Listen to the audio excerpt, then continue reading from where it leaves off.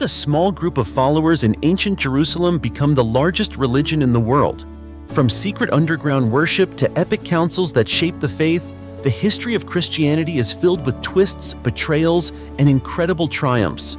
Stick with us as we unravel 2,000 years of drama, controversy, and faith, and discover how this religion shaped the very world we live in today. Christianity, the world's largest religion today, began as a movement of just 12 men and their followers. These 12 men, the apostles, had followed Jesus Christ for 3 years, watching as he performed miracles, preached love and forgiveness, and challenged the powerful religious and political institutions of the time. After his crucifixion and resurrection, they believed that he was the promised Messiah, the Son of God, sent to save the world from sin. And then, in one final dramatic moment, he ascended into heaven, leaving the apostles with a mission: go and make disciples of all nations. But there was something else. Jesus had promised he would return. The apostles believed this return was imminent, perhaps within their lifetimes. They had no time to waste. They gathered in Jerusalem, unsure of how to carry out their mission until Pentecost. On that day, they were filled with the Holy Spirit, empowering them to preach with boldness and speak in the languages of the people gathered from all over the Roman Empire. The Christian message was out, and it spread like wildfire. At first, the apostles and their growing number of followers were a close-knit community. They shared their possessions, lived together, and worshipped in the Jewish temple. They believed they were witnessing the fulfillment of God's promises to Israel. But not everyone was happy with this new movement. The Jewish religious leaders saw it as a dangerous sect, and soon persecution followed. Stephen, one of the early leaders, became the first Christian martyr, stoned to death for his faith. One of the most zealous persecutors was a man named Saul of Tarsus. He made it his mission to destroy the Christian movement, traveling from city to city to arrest followers of Jesus. But then, on the road to Damascus, everything changed. Saul had a vision of the risen Christ that left him blind for 3 days. When he regained his sight, he was a changed man. He took on a new name, Paul, and became one of the most fervent preachers of the very faith he had once tried to destroy. Paul's conversion marked a turning point for Christianity. Up until that point, the movement was seen as an extension of Judaism, but Paul had a broader vision. He began preaching to Gentiles, non-Jews, spreading the message of Jesus far beyond the Jewish world. This raised a critical question. Did new converts have to follow Jewish customs, like circumcision, to become Christian? After much debate, it was decided. Christianity was open to everyone. This decision set the stage for a religion that would span cultures, languages, and continents. But as Christianity spread, so too did confusion. New teachings emerged, twisting the message of Jesus into something unrecognizable. Who would defend the true faith? And how could this fledgling movement stand strong against the growing tide of heresy? In the next chapter, we'll see how the early church fought to preserve its message in the face of these challenges. Beyond the Jewish world, the early church faced its first great theological challenge. Was Christianity still tied to the ancient customs of Judaism, or was it something entirely new? The Apostle Peter, who had always remained close to the Jewish traditions, found himself in conflict with Paul, the man who had been called by God to preach to the Gentiles. Paul's mission was clear. The message of Jesus was for everyone, not just for Jews. His travels took him across the Roman Empire, from the bustling streets of Corinth to the intellectual hubs of Athens, preaching to anyone who would listen. And the Gentiles were listening. But as these non-Jewish converts began flooding into the church, some believers began to ask whether they needed to adopt Jewish customs, such as circumcision and dietary laws, to fully follow Christ. This debate came to a head at what is now known as the Council of Jerusalem. Peter, along with the other apostles, gathered to discuss the issue. After much debate, they came to a conclusion. Christianity was a new covenant, not bound by the old Jewish law. Gentiles did not need to become Jewish to follow Christ.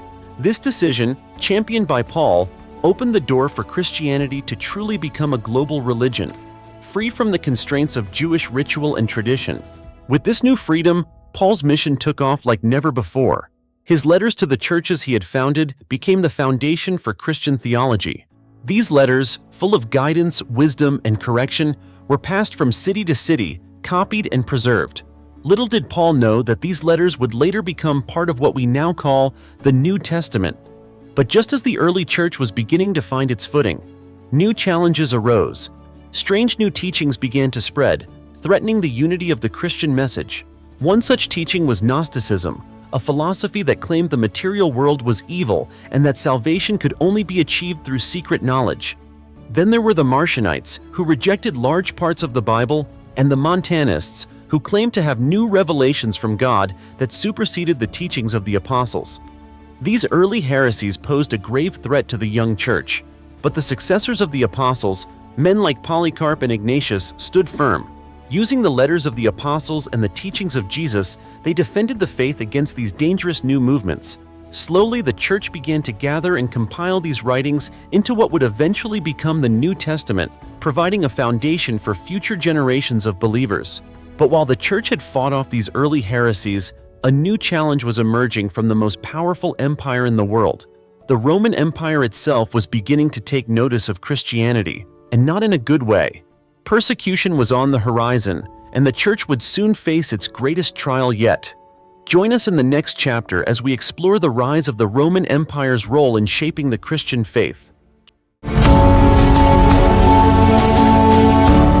It was the year 325 AD. The Roman Emperor Constantine had recently converted to Christianity, making it the dominant religion of the empire almost overnight. For the first time in centuries, Christians could openly practice their faith without fear of persecution. It seemed like a golden age was dawning for the church, but underneath the surface, a theological storm was brewing that threatened to tear the church apart. At the heart of this controversy was a priest from Alexandria named Arius. Arius believed that Jesus, while extraordinary, was not fully divine. According to him, Jesus was a created being, subordinate to God the Father. There was a time, Arius claimed, when Jesus did not exist. This idea challenged the very foundation of Christian belief and caused a deep rift within the church. If Jesus was not fully God, then what was the nature of salvation? As Arius's teaching spread, so too did the division in the church. Some bishops supported Arius, while others, like Athanasius, fiercely defended the belief that Jesus was fully divine. The controversy became so heated that Constantine himself decided to intervene. He called for a council of all the bishops in the empire to gather in the city of Nicaea to resolve the issue once and for all. The Council of Nicaea was the first of its kind, a gathering of Christian leaders from across the empire convened by the emperor. Over 300 bishops attended, representing different regions, languages, and theological perspectives. The stakes could not have been higher. At the core of the debate was the question of who Jesus really was. Was he truly God, or was he a created being? The debate was intense. Arius and his followers argued that Jesus was subordinate to the Father, not equal to him. On the other side, Athanasius argued that Jesus was of the same essence as the Father, fully God, just as the Father is God. Tempers flared, and at one point, Saint Nicholas, the future inspiration for Santa Claus, became so enraged by Arius's arguments that he slapped him in the face. In the end, the council sided with Athanasius. They condemned Arius's teachings as heresy and declared that Jesus was begotten, not made, of the same essence as the Father. This declaration was formalized in the Nicene Creed, a statement of faith that has been recited by Christians ever since. Arius was exiled and his writings were burned, but the victory was not complete. Even though Arius was condemned, his ideas did not disappear. For decades after the Council of Nicaea, the Church continued to wrestle with Arianism as it spread through various regions of the empire. It would take many more years of struggle before the Church could fully affirm the divinity of Christ. Teaser for next chapter. While the debate over Jesus' divinity had been settled, a new controversy was on the horizon, one that questioned the very nature of his humanity. Could Jesus be both fully God and fully human, or was there more to the mystery of his nature? The next great theological battle was about to begin. Stay tuned as we delve into the Council of Chalcedon and the struggle to define the nature of Christ in the next chapter. With the question of Jesus' divinity settled at Nicaea, the Church turned its attention to another crucial issue: Jesus' humanity. If Jesus was fully God, what did that mean for his human nature? Could he truly be both fully divine and fully human? Or were these two natures somehow separate? This question sparked another fierce theological debate, one that would dominate the next century of Christian thought. On one side were those who argued that Jesus' divinity and humanity were so distinct that they couldn't truly be united in one person. This view, known as Nestorianism, was championed by a man named Nestorius, who believed that Jesus had two separate identities, one divine, one human. According to Nestorius, Mary could be called the mother of human Jesus, but not the mother of God. This idea alarmed many in the church, including Cyril of Alexandria, one of the most influential theologians of the time. Cyril argued that the whole point of Christianity was that God had become human to save humanity. To suggest that Jesus' divinity and humanity were separate undermined the very foundation of the faith. How could God truly save us if he had not fully entered into our humanity? The debate reached a climax at the Council of Ephesus in 431 AD. Here, the church condemned Nestorianism as heresy and affirmed that Jesus was one person, fully divine and fully human, united in a single identity. The council also declared that Mary could rightly be called the Mother of God, since she had given birth to the person of Jesus, who was both God and man. But this was not the end of the controversy. In an effort to avoid the error of separating Jesus' divinity and humanity, some theologians went too far in the other direction, claiming that Jesus had only one nature, a divine nature that had absorbed his humanity. This view, known as monophysitism, led to yet another crisis in the church. The debate over Jesus' nature reached its peak at the Council of Chalcedon in 451 AD. Here, the church declared that Jesus was one person with two distinct natures, divine and human, united without confusion or separation. This became known as the doctrine of the hypostatic union. The council condemned both Nestorianism and monophysitism, reaffirming that Jesus was fully God and fully human, and that these two natures were perfectly united in one person. The Council of Chalcedon was a turning point in Christian theology, but it did not bring an end to the controversy. Some groups, particularly in the eastern part of the empire, refused to accept the council's decisions and broke away from the main church. These groups, known as the Oriental Orthodox churches, remain separate from other Christian denominations to this day. Teaser for next chapter. With the nature of Jesus settled, for the most part, the church was entering a period of relative stability, but external threats were looming. A new religion was rising in the East, one that would challenge Christianity's dominance in the Mediterranean world. How would the church respond to the rise of Islam? And what new challenges would this bring?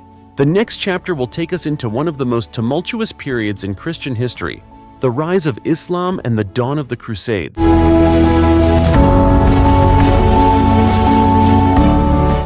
By the 5th century, Christianity had become the dominant religion of the Roman Empire. But with this newfound power came new challenges. As the church grew wealthy and influential, many Christians began to feel that the faith was losing its spiritual purity. They looked around and saw that being Christian had become too easy, too comfortable. Some even feared that many people were becoming Christian just because it was fashionable, not because they truly believed. In response, a new movement began to take shape: monasticism. Men and women who wanted to live out their faith in the most radical way possible retreated from society, choosing lives of poverty, prayer, and solitude. The deserts of Egypt became the first home of these early monks and nuns who believed that by denying themselves the comforts of the world, they could draw closer to God. Monasticism spread quickly, and soon monasteries were being founded all over the Christian world. These communities became centers of learning, prayer, and service, preserving much of the ancient wisdom that would later be passed down through the ages. The monks and nuns became the spiritual backbone of the church, dedicating their lives to prayer and the service of others. But as the Christian world was building monasteries and deepening its faith, a new threat was rising in the East. In the early 7th century, a man named Muhammad began preaching a new message in the Arabian Peninsula. This message would soon give rise to a powerful new religion, Islam. Islam spread rapidly, and within a few decades, Muslim armies had conquered vast swaths of the formerly Christian world. Jerusalem, Antioch, and Alexandria, once thriving centers of Christian faith, fell under Muslim rule. Christians living in these lands were allowed to keep their faith, but had to pay a special tax for the privilege of not converting to Islam. Persecution was not uncommon, and many Christians fled to the safety of the remaining Christian territories. The rise of Islam created a new sense of urgency within the Christian world. How could the church remain united and strong in the face of such a powerful new force? The eastern and western branches of the church were already beginning to drift apart, with cultural, theological, and political differences creating tension. The fall of so many Christian cities to Muslim forces only made these divisions more pronounced. Teaser for next chapter. The church was facing threats from both within and without, but rather than unite in the face of these challenges, the Christian world was about to fracture in a way that would change it forever. Join us in the next chapter as we explore the Great Schism, the split between the Eastern and Western churches, and the start of the Crusades, a series of wars that would reshape the Christian world. By the 11th century, Christianity had become a global religion, stretching from the British Isles in the west to the deserts of North Africa and the plains of Persia in the east. But this vast, diverse church was not without its internal struggles. For centuries, tensions had been brewing between the Eastern, Greek-speaking, and Western Latin-speaking branches of Christianity. These tensions were not just theological, they were cultural, political, and personal. The Eastern Church, centered in Constantinople, had developed its own traditions and practices, distinct from those of the Western Church, which was centered in Rome. Theological debates over issues like the use of leavened versus unleavened bread in the Eucharist, the role of icons in worship, and the wording of the Nicene Creed had created deep divisions between the two branches of Christianity. But the biggest issue was authority. In the West, the Pope was seen as the supreme leader of the Church, while in the East, authority was shared more equally among the patriarchs of the major Christian cities. These tensions came to a head in 1054 AD, in what is now known as the Great Schism. The immediate cause of the split was a disagreement over a phrase in the Nicene Creed. The Western Church had added the words "and the Son," known as the Filioque, to the section of the Creed that describes the Holy Spirit, without consulting the Eastern Church. The Eastern Church saw this as an unacceptable alteration of one of the most important documents of the faith. In response, the Patriarch of Constantinople, Michael Cerularius, excommunicated the Pope.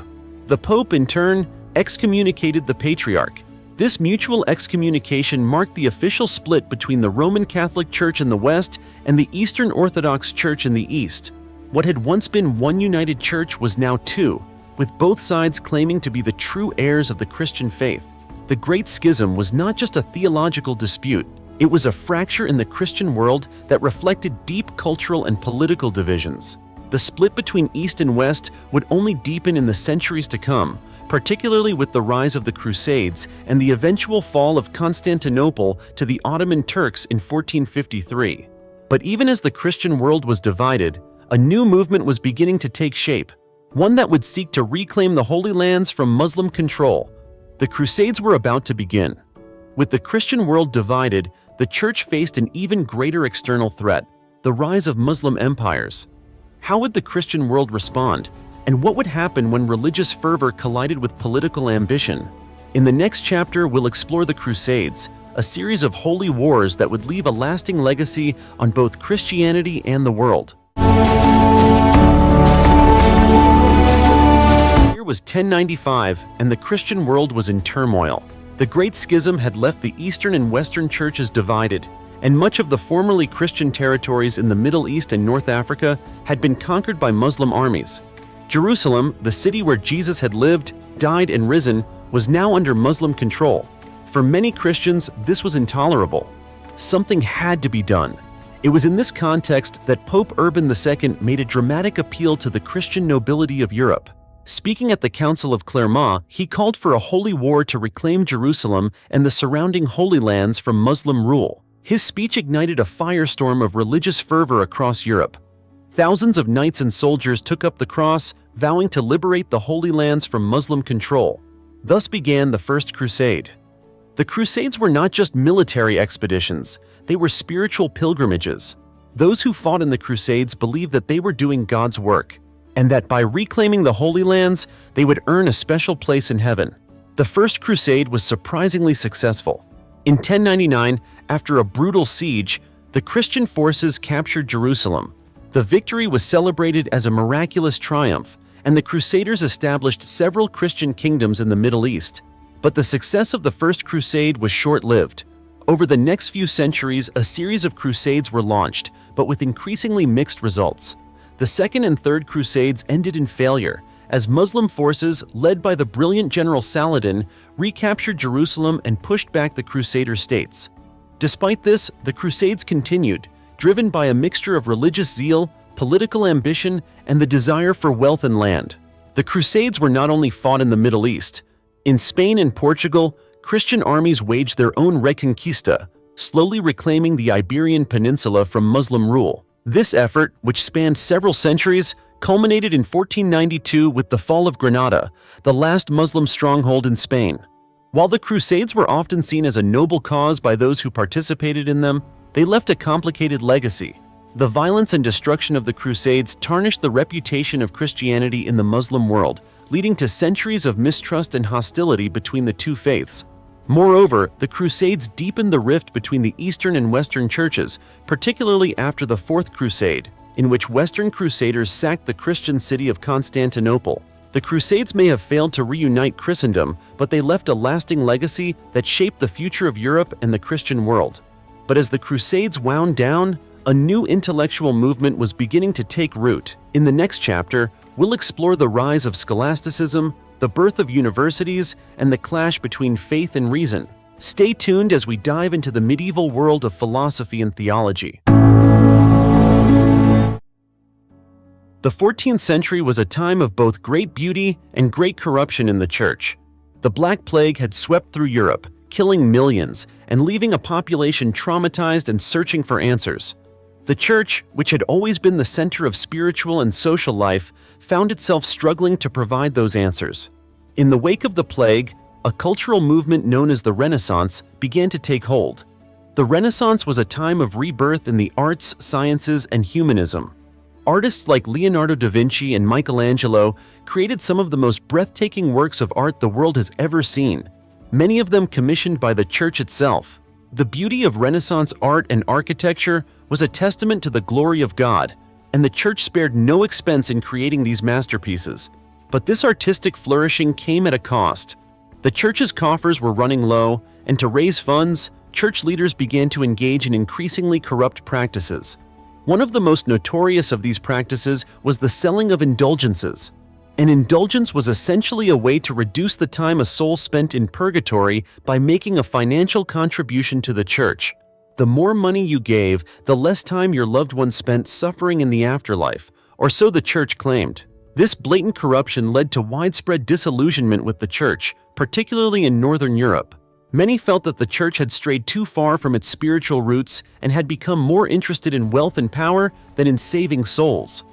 One man, in particular, would give voice to these concerns and spark a movement that would change the course of Christian history forever. His name was Martin Luther. In 1517, Luther, a German monk and professor of theology, became outraged by the sale of indulgences in his hometown. He believed that salvation could not be bought or sold. It was a gift from God, given freely through faith in Jesus Christ. In protest, Luther wrote a list of 95 theses, or arguments, against the sale of indulgences and nailed them to the door of the church in Wittenberg. Luther's bold act of defiance quickly spread across Europe, igniting a movement that would become known as the Protestant Reformation. Luther argued that the Bible, not the Pope, was the ultimate authority in matters of faith, and that salvation was achieved through faith alone, not through good works or financial contributions to the Church. His teachings resonated with people who were tired of the Church's corruption and eager for a return to a simpler, more personal faith. Luther's Reformation would shake the foundations of the Christian world, dividing the Church into Catholic and Protestant branches. But he wasn't the only one with revolutionary ideas. In the next chapter, we'll explore the rise of other reformers, the bloody conflicts that followed, and the eventual spread of Protestantism across Europe. Join us as we dive into the dramatic and turbulent era of the Reformation. The 16th century was a time of religious upheaval and transformation. The Protestant Reformation, sparked by Martin Luther's 95 Theses, spread rapidly across Europe, challenging the authority of the Catholic Church and reshaping the landscape of Christianity. But Luther was not the only reformer. In Switzerland, a man named Huldrych Zwingli was leading his own movement, while in France, John Calvin would emerge as one of the most influential figures of the Reformation. Luther's teachings emphasized salvation by faith alone, the authority of Scripture, and the rejection of many Catholic practices, including the sale of indulgences. His ideas resonated with many, particularly in Germany, where political tensions between the princes and the Holy Roman Emperor gave Luther's movement a foothold. As more people embraced Protestantism, it became clear that this was not just a theological dispute, it was a political revolution as well. In Switzerland, Zwingli took a slightly different approach. While he agreed with Luther on many points, he held a different view on the nature of the Eucharist, the Lord's Supper. Luther believed that Jesus was truly present in the bread and wine of the Eucharist, while Zwingli argued that the bread and wine were merely symbolic. This disagreement was so intense that when the two reformers met to discuss their differences, they were unable to reach a compromise. This led to a split between the Lutheran and Reformed branches of Protestantism. Meanwhile, in Geneva, John Calvin was developing his own ideas. Calvin's teachings emphasized the sovereignty of God and the doctrine of predestination, the belief that God had already determined who would be saved and who would be damned. Calvin's ideas spread quickly, particularly in Scotland, where a man named John Knox embraced Calvinism and established the Presbyterian Church. As Protestantism spread, it also fractured into numerous denominations, each with its own interpretation of the Bible and Christian doctrine. Some, like the Anabaptists, rejected infant baptism and sought to create a pure, separated Christian community. Others, like the Anglicans, sought a middle way between Catholicism and Protestantism. But the Reformation was not just a spiritual movement, it was also a political one. In England, King Henry VIII broke away from the Catholic Church after the Pope refused to grant him a divorce. Henry declared himself the head of the Church of England, setting the stage for centuries of conflict between Catholics and Protestants in Britain. The Reformation also led to bloody wars across Europe. In Germany, the Peasants' War saw thousands of peasants rise up against their feudal lords, inspired by Luther's calls for spiritual freedom. In France, the wars of religion pitted Catholics against Protestants, leading to the massacre of thousands of Huguenots, French Protestants. And in the Netherlands, the Dutch fought for their independence from Catholic Spain in a brutal conflict known as the 80 Years' War. The Reformation had torn Europe apart, but it had also laid the groundwork for the modern world. In the next chapter, we'll explore how the Protestant and Catholic churches responded to the challenges of the Enlightenment and the rise of secularism. How would Christianity survive in an age of reason and scientific discovery? Stay tuned as we dive into the intellectual revolutions of the 17th and 18th centuries. As the dust settled from the Reformation, Europe entered a new age, an age of reason, science, and philosophy. The Enlightenment, which began in the late 17th century, was a cultural and intellectual movement that sought to understand the world through reason and observation, rather than through faith and tradition. For many, the Enlightenment represented a break with the past, a rejection of the old ways of thinking, including the authority of the Church. But the Church was not ready to give up its place in society. In the Protestant world, a movement known as Scholasticism emerged, which sought to systematize and rationalize Christian theology. Protestant theologians, like their medieval Catholic predecessors, began to develop complex systems of thought that explained Christian doctrine in a way that was compatible with reason and logic. The Dutch Calvinists were particularly influential in this movement, with figures like Franciscus Gomarus and Gisbertus Voetius leading the charge. At the same time, a new debate was brewing within the Protestant world, the debate over predestination. The Calvinists, following the teachings of John Calvin, believed that God had predestined some people to be saved and others to be damned. But a Dutch theologian named Jacobus Arminius challenged this idea. He argued that humans had free will and that salvation was available to all, not just the elect. This debate led to the development of two major theological systems, Calvinism and Arminianism, which continue to shape Protestant thought to this day. While Protestant theologians were busy debating predestination, a different kind of intellectual movement was taking hold in Europe, the Enlightenment. Thinkers like John Locke, Voltaire, and Immanuel Kant began to question the traditional authority of the Church, arguing that reason and observation, not faith, were the keys to understanding the world. For some, this led to a rejection of religion altogether, while others adopted a more deistic view of God, believing that while God existed, he did not intervene in the world. The Enlightenment had a profound impact on the Christian world. In some places, like France, the Catholic Church was seen as an enemy of progress and was violently opposed during the French Revolution. In other places, like Britain and the American colonies, Protestantism adapted to the new intellectual climate, with movements like Methodism, led by John Wesley, emphasizing personal piety and social reform. The Enlightenment also inspired a wave of religious revivals, particularly in the American colonies. The First Great Awakening, which began in the 1730s, saw preachers like George Whitefield and Jonathan Edwards call people to a more personal and emotional faith, breaking away from the formal, institutionalized religion of the past. This movement laid the groundwork for the rise of evangelicalism, which would become a dominant force in American Christianity. As the Enlightenment reshaped the intellectual landscape of Europe and America, the Church found itself at a crossroads. Would it adapt to the new age of reason, or would it resist the tide of secularism? And how would the Church respond to the challenges of modern science and philosophy? In the next chapter, we'll explore the rise of theological liberalism, the birth of evangelicalism, and the fight to keep the Christian faith alive in a rapidly changing world. As the 19th century dawned, Christianity found itself in a rapidly changing world. The Enlightenment had shaken the foundations of traditional belief, and new scientific discoveries, like Charles Darwin's theory of evolution, were challenging the Church's understanding of creation. In response to these challenges, two very different movements emerged within Christianity: theological liberalism and evangelicalism. Theological liberalism was a movement that sought to adapt Christianity to the modern world. Liberal theologians believed that the Church needed to embrace the findings of modern science and philosophy and reinterpret the Bible in light of new knowledge. For them, Christianity was not about holding on to ancient doctrines, but about living out the moral teachings of Jesus in a way that was relevant to the present day. This approach led to a more metaphorical reading of the Bible. Miracles like the virgin birth and the resurrection of Jesus were seen not as literal events, but as symbolic stories that conveyed deeper spiritual truths. Liberal theologians argued that Christianity needed to focus less on doctrine and more on social justice, advocating for causes like the abolition of slavery, women's rights, and the fight against poverty. But not everyone agreed with this approach.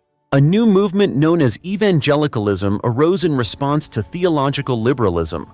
Evangelicals believed that the Bible was the literal Word of God and that its teachings were timeless and unchanging. They rejected the idea that Christianity needed to be adapted to modern science or philosophy, and instead called for a return to the fundamentals of the faith: salvation through Jesus Christ, the authority of Scripture, and the need for personal conversion. Evangelicalism was characterized by passionate preaching, emotional worship, and a focus on personal piety. Revival meetings, where thousands would gather to hear preachers like Charles Finney and Dwight L. Moody, became a hallmark of the movement. Evangelicals were also deeply committed to missionary work, spreading the gospel both at home and abroad. The rise of evangelicalism led to the growth of new denominations, particularly in the United States. Denominations like the Baptists, Methodists, and Pentecostals grew rapidly, while older, more established churches, like the Presbyterians and Episcopalians, began to decline. This shift reflected a broader trend in American Christianity, where evangelical churches became the dominant force, particularly in the southern and Midwestern states. Meanwhile, in the Catholic Church, a new wave of reform was taking place. In 1869, the First Vatican Council was convened, and it made a bold declaration. The Pope was infallible when speaking on matters of faith and morals. This doctrine of papal infallibility reaffirmed the authority of the Catholic Church in a time of great upheaval. The rise of evangelicalism and theological liberalism set the stage for the great religious debates of the 20th century. But the world was about to face an even greater challenge: two world wars, the rise of secularism, and the collapse of Western Christendom. In the next chapter, we'll explore how Christianity navigated the turbulent waters of the 20th century, from the devastation of World War I to the rise of the modern evangelical movement. Stay tuned as we dive into the struggles and triumphs of the Christian faith in the modern era. The 20th century was a time of profound change for Christianity. As the world was rocked by two devastating world wars, the rise of secularism, and the collapse of European empires, the Church found itself navigating uncharted territory. The traditional structures of Christendom, where church and state had been closely intertwined for centuries, began to crumble, and Christianity had to find new ways to engage with a rapidly changing world. One of the most significant developments in the modern era was the rise of secularism. In Europe, particularly after World War I, many people began to question the role of religion in society. The horrors of the war had shattered the belief that human progress could lead to a better world, and many turned away from traditional faith. Churches in Europe, particularly the old, established mainline denominations, saw their congregations dwindle as more people embraced atheism or agnosticism. But while Christianity in the West was in decline, it was exploding in other parts of the world. In Africa, Asia, and Latin America, Christianity was experiencing a period of rapid growth. Missionary efforts in the 19th and early 20th centuries had laid the groundwork for a vibrant indigenous Christian faith in these regions. Pentecostalism, with its emphasis on the gifts of the Holy Spirit and emotional worship, became one of the fastest-growing movements in the global church. Meanwhile, in the United States, Evangelicalism continued to thrive. The mid-20th century saw the rise of figures like Billy Graham, whose evangelistic crusades attracted millions of people and brought evangelical Christianity into the mainstream. Evangelicals were deeply involved in the civil rights movement, advocating for social justice and racial equality. But as the century progressed, new challenges arose. The sexual revolution, the feminist movement, and the growing acceptance of homosexuality created deep divisions within the church. In many mainline denominations, these issues led to bitter debates over theology and morality. Could women be ordained as priests or pastors? Could same-sex couples be married in the church? In many cases, the more liberal factions of the church won out, leading to the ordination of women and the acceptance of LGBTQ rights in some denominations. These changes caused a backlash among more conservative Christians, particularly in the evangelical and Catholic traditions. Many conservatives felt that the mainline churches had abandoned traditional Christian teachings and broke away to form their own denominations or join the rapidly growing non-denominational churches. In 1962, the Catholic Church convened the Second Vatican Council, which sought to modernize the church and engage more effectively with the modern world. Vatican II introduced significant reforms, including allowing the Mass to be celebrated in the local language instead of Latin and promoting dialogue with other Christian denominations and religions. The Council also affirmed that Protestants were still considered Christians, a major step toward healing the divisions of the Reformation. As the 21st century dawns, Christianity is more diverse than ever before. In the West, the Church is grappling with declining attendance, secularism, and cultural shifts, while in the global South, Christianity is growing at an unprecedented rate. The challenges facing the Church today are immense, but so are the opportunities. As Christianity continues to evolve, its history serves as a reminder that the faith has always been dynamic, resilient, and capable of transformation. Thank you for journeying through the history of the entire Church. Christianity has faced countless challenges, and yet it has endured and thrived. Where will the Church go next? Only time will tell, but one thing is certain: its story is far from over.